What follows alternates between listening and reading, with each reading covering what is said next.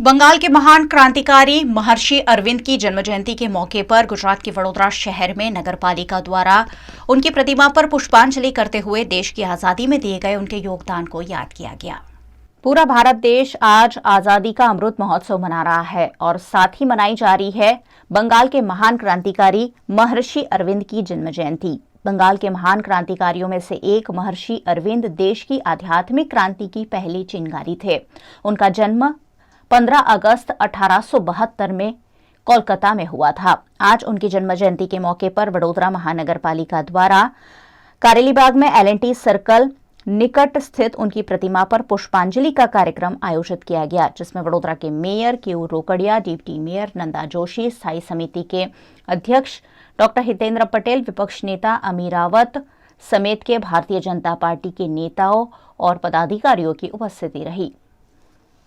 महर्षि अरविंद के जो सामाजिक और राजकीय चिंतकनी साथे एक कवि और क्रांतिकारी पण हता, एक देशभक्त एवा महर्षि अरविंदनो आज जन्म जयंती पर्वनी उजवणी है। त्यारे तेमना चरणों वंदन करीने एमने बनावेला मार्ग पर एमने जो रस्तो देखाड्यो छे मार्ग पर सौ कोई चालवानी हूँ नम्र अपील करूँ छूँ। महर्षि अरविंद और वडोदरानो नातो खूब जूनो है। वडोदरानी अंदर आश्रे 13 वर्ष सुधी तेओ स्थायी रह्या અને વડોદરાની અંદર યોગ સાધનાની સાથે ધર્મની પ્રવૃત્તિઓ સાથે વડોદરા મહારાજાના અંગત સચિવ તરીકે અને કોલેજની અંદર વાઇસ પ્રિન્સિપલ તરીકેની પણ તેમને ફરજો બજાવી છે। ત્યારબાદ તેમણે પોંડિચેરીની અંદર પણ યોગ સાધનાને ખૂબ મોટું યોગદાન મહર્ષિ અરવિંદનું છે। એક મહાયોગી પણ કહી શકાય એવું તેમણે કામ કર્યું છે।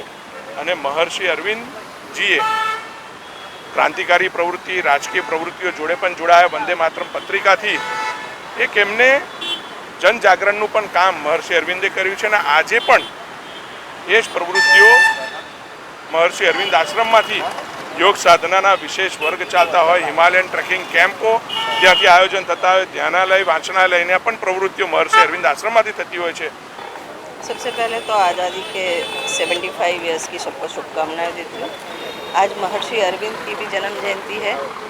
महर्षि अरविंद एक योगी फिलोसोफर और उन्होंने आज़ादी के लिए भी अपना योगदान दिया है। क्रांतिवीर भी थे और सबसे ज़्यादा उनकी जो फिलॉसफी रही है कि खुद ही को इतना आध्यात्मिकता में डाल दे कि इंसान जीते जी स्वर्ग में अपना स्वभाव बदल के स्वर्ग की धरती पे ही स्वर्ग की अनुभूति कर सकता है।